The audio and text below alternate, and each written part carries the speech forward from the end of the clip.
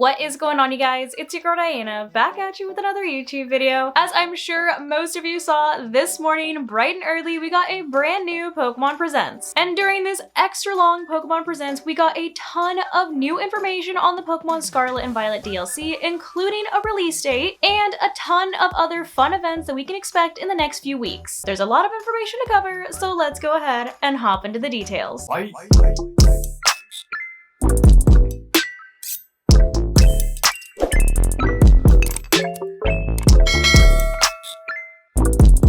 So I'm here on the official Scarlet and Violet website where, including a new trailer, you can see that we have a ton of new updates to look over today. They literally just keep on going. So I'm gonna go ahead and start with this little Clefairy event and then move my way on through the rest of the little articles. So starting off with the Clefairy Outbreak event, it says here, something new to enjoy, mass outbreak events. So mass outbreaks are a phenomenon in which many of the same species of Pokemon appear in one location. After the release of the Hidden Treasure of Area Zero Part 1, the Teal mask for Pokemon Scarlet and Violet, limited time mass outbreak events will begin. During these events, certain Pokemon will become more likely to appear in mass outbreaks, which is so freaking cool. It's like similar to Terra Raid events, except now they're little outbreak events, which are great if you want to shiny hunt. And as you could probably tell from the picture, it looks like Clefairy will be our first mass outbreak event. As it says here, enjoy a moon viewing party with mass outbreaks of Clefairy. So the first mass outbreak event will feature Clefairy, running from Thursday, September 28th, 2023 to Sunday, October 1st, 2023. It appears that the full moon calls to Clefairy, causing them to gather en masse, which I think that it's actually really cute that they decided to do a Clefairy outbreak during the harvest moon, since the 28th is going to be the first night of the harvest moon, considering the ties that Clefairy has with the moon. But the article then goes on to say, while you can encounter Clefairy during your adventures in Kitakami, the setting for the Teal mask, you normally can't find Clefairy in the Paldea region. During this event, however, you may find mass outbreaks of Clefairy there, so that's cool too. So it looks like Clefairy is supposed to be a DLC Pokemon, but you'll also be able to find it in the Paldea region, not just in Kitakami. It seems that in these special mass outbreaks, you'll be more likely than usual to encounter Clefairy with the upbeat mark. They must be in high spirits from basking in the moonlight. Make your way around Kitakami and the Paldea region and catch lots of Clefairy. And the event will start on September 28th at 5 p.m. Pacific and it will go till Sunday, October 1st at 4:59 p.m. Pacific. And you'll be able to find the outbreaks in both the Paldea region and the Kitakami region. You know, I was gonna start at the bottom and then move my way up to the top, but then I realized that these are in a specific order, so we're gonna go back up to the top and go over to the Mewtwo event, which everybody basically saw early thanks to the Nintendo Online homepage in Japan accidentally leaking it. But it was, however, confirmed this morning. So as the article says, a special event begins today. Get Mew and Mewtwo, which how fitting that I'm wearing my Mewtwo shirt today. But it says here, get Mew and Mewtwo. A special event has begun that allows you to add Mew to your team and challenge a Mewtwo with the mightiest mark. During this event, you'll be able to use the mystery gift feature to receive the mythical Pokemon Mew, which cannot be encountered via normal gameplay. With your very own Mew and some powerful allies by your side, you'll be ready to take on a Mewtwo with the mightiest mark in Terra Raid battles. Keep an eye out for other activities featuring Mew and Mewtwo. So it looks like there is more Mew and Mewtwo events coming in the future. But what's cool about this Mew mystery gift is that not everybody is going to get the exact same Mew, since each person's Mew will have a different Terra type and therefore a different move set, which of course they go on to give us all of the tea in this little update right here. Categorized as the new species Pokemon, Mew is a mythical Pokemon that can learn any move and is said to possess the genetic code of all Pokemon. Each trainer's Mew will arrive with a different Terra type, nature, and moveset. These differences mean your Mew is truly a Mew of your very own. And if you want, you can share your specific Mew with this hashtag #myveryownmew, but in general, every Mew will be at level 5 and will have a specific move that is tied to its Terra type, with the rest of the moves being the same across the board, which are going to be Swift,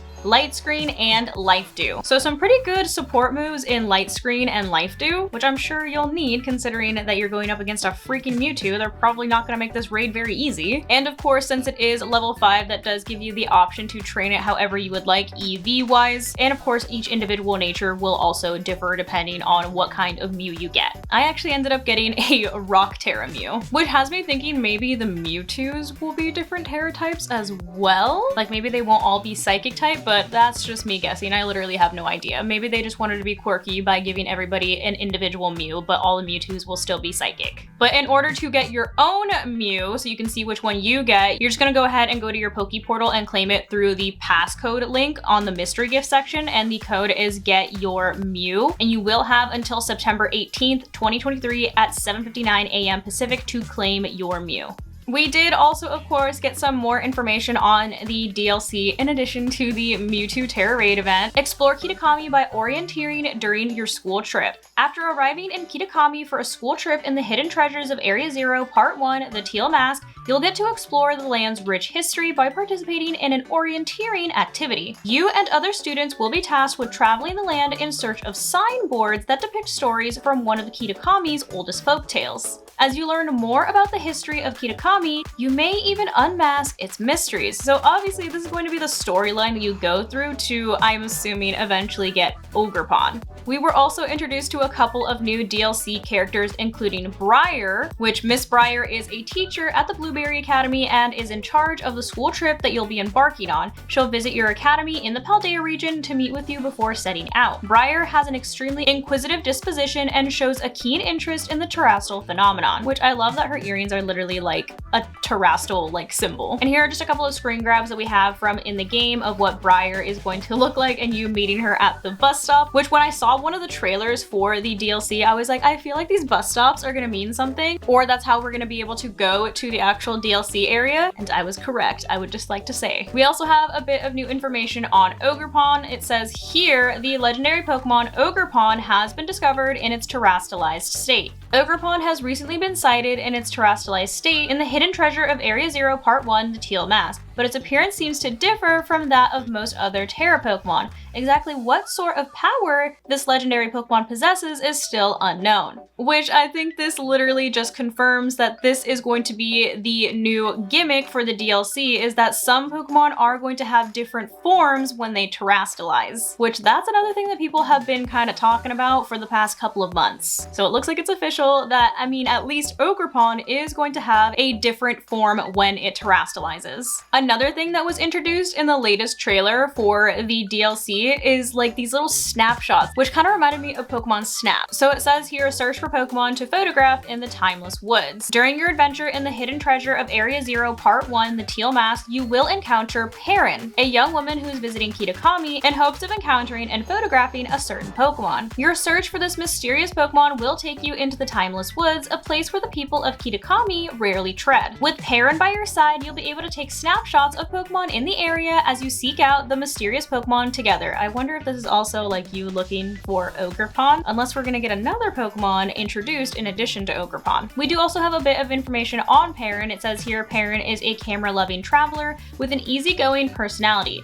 It seems she's in search of a certain Pokemon and wants to take a photo of it. And once again, we have a couple of snapshots of what she's gonna look like in the actual game. Now this update here is one that I was actually pretty stoked about. So they're adding like these little mini games into the DLC, which I think are gonna make it so fun. So it says here, new ways to play in the land of Kitakami. Aim for an Ogre Ousting high score. So Ogre Ousting is a special event that has been passed down as a tradition in Kitakami since long ago. Your goal is to ride on your Pokemon, collect berries by popping Ogre balloons, and bring these berries to the berry tables.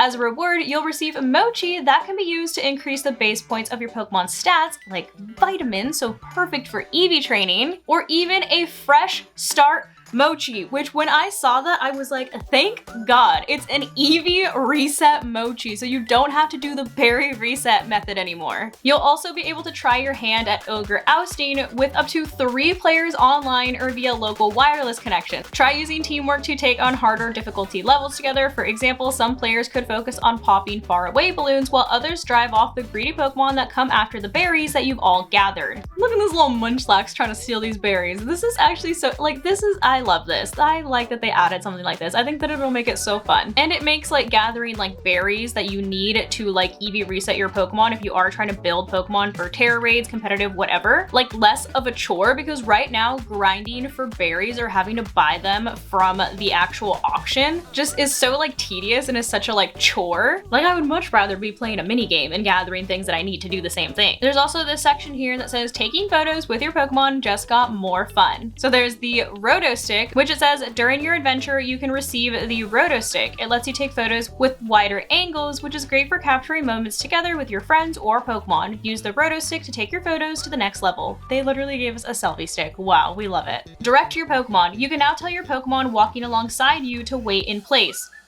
Thank God, because trying to get your Pokemon to pose with you right now is so annoying. They fall asleep in like 10 seconds. This can help you set up the ideal angle for your photos. And the last update for the photos, it says here, sharing photos. You'll be able to share photos taken during your Union Circle sessions with other members of your group. Why not preserve lots of precious memories with your friends this way? Oh, I love that. It's like Instagram for Pokemon. But moving on from Kitokami, we also have some new information on the Blueberry Academy. So it says here, enter the Blueberry League and take on Blueberry Academy's Elite Four. So you're getting a second round of Elite Four trainers. Hopefully these ones are a little more difficult, because does anybody even remember the mainline Elite Four members? I don't. They were very lackluster. But it says here, the Hidden Treasures of Area Zero Part 2, the Indigo Disc Blueberry Academy has its own Pokemon battling league called the Blueberry League, aka the BB League, not the BBL.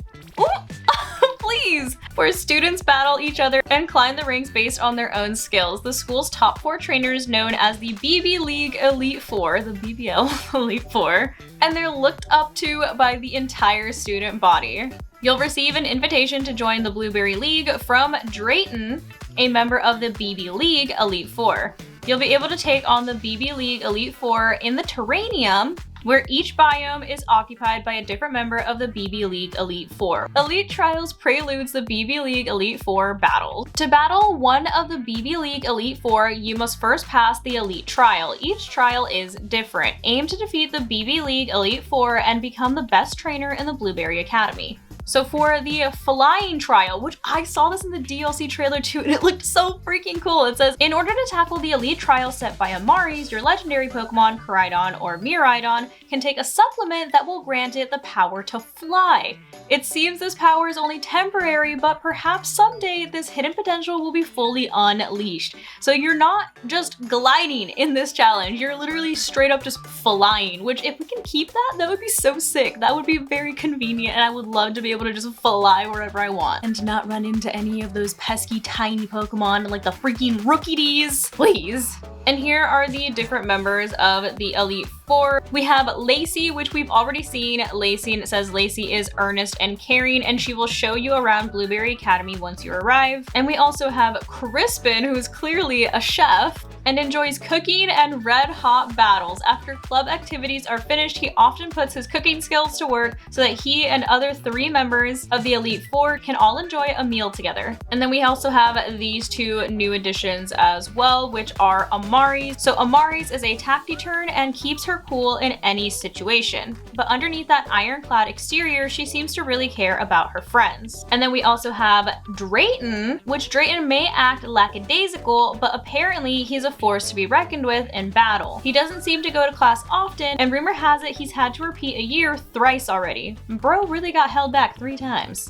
During the second part of the DLC, we are also going to be getting a League Club, and it says here, in Blueberry Academy's League Club in the Hidden Treasure of Area Zero Part 2, the Indigo Disc, trainers participating in the BB League, including the Elite Four, get together and train through Pokemon battles. You can also visit the club room to meet up with people you've encountered at Blueberry Academy and deepen your bonds with them. The club room computer. You can use the computer in the club room to lend a hand to other clubs that need funding for their activities. If you donate Blueberry points, BP, a currency used within the academy, you may receive thank you gifts from the clubs you've donated to. For example, if you donate BP to the Blueberry Academy Art Club, you'll be able to redecorate the League Club room. Special guests. During your time at Blueberry Academy, you'll be able to invite familiar faces from the Paldea region for a visit. When you invite a trainer over, you can talk to them and take photos together. If you defeat one of these trainers in battle, you'll also be able to trade Pokemon with them, and you might just see a side of them that you hadn't seen before. But in addition to all of that fun stuff, we also finally have some information on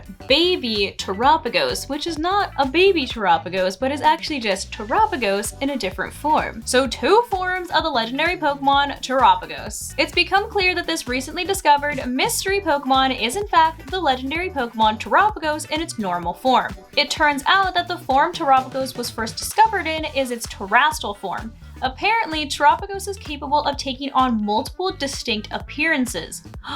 So maybe we have yet to see another form of Terapagos. Perhaps depending on the Terra type that you decide to give it, it'll look different. And considering that Terapagos has every single type on its shell, I would imagine that it would have a mechanic similar to like the plates that Arceus has, where it like depending on something, it has a specific Terra form. Like depending on a specific item, it takes on that specific Terra form for that Terra type. But once again, I'm just speculating here. And we really got spoiled with the new Pokemon or new forms today because we also got 2 new Paradox legendaries introduced. So newly discovered Paradox Pokemon in Paldea, Raging Bolt and Iron Crown, which, hello, why is bro literally a giraffe? But let's continue to read. So newly discovered Paradox Pokemon will be appearing in the Paldea region. It seems that you'll be able to encounter Raging Bolt in the Hidden Treasures of Area 0 for Pokemon Scarlet, and Iron Crown in the Hidden Treasures of Area 0 for Pokemon Violet. So it looks like we will not be able to encounter these until the DLC does release.